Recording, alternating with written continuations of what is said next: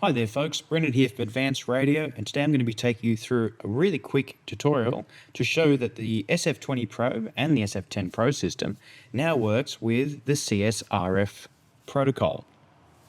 To set it up is very, very simple. All you do is you have to set up your Express ELRS receiver into CSRF mode. You can either do this on the Wi-Fi app, or you can do it through programming on the receiver, depending on the receiver. But the connection is incredibly simple. I have channel 8 going into R1, which I've set up this as the CSRF signal channel, and then my channel 7 is actually going to my R3, and that's giving me downlink telemetry to my radio. Again, if you've got that part set up correctly, the next is super simple. When you first plug it in, if it's a brand new unit, you'll actually see it'll automatically find CSRF for you. If not, you can go into the receiver page, go into protocols, and you will see CRSF16 at the top there.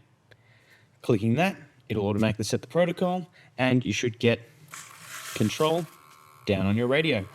Now, you will also get the telemetry on the radio. If I can show you, I'm getting current and voltage there as well.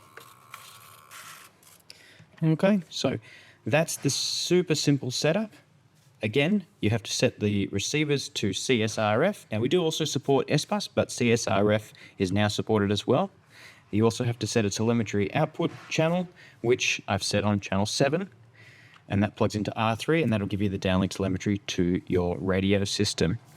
The next step is to go through the the Smooth Flite setup by pushing the button and then moving the sticks. So full stick back on the elevator, full stick forward on the elevator, right aileron, left aileron, right rudder, left rudder, and then a master switch. The system will discover all the channels that you've moved and then apply the gyro as needed.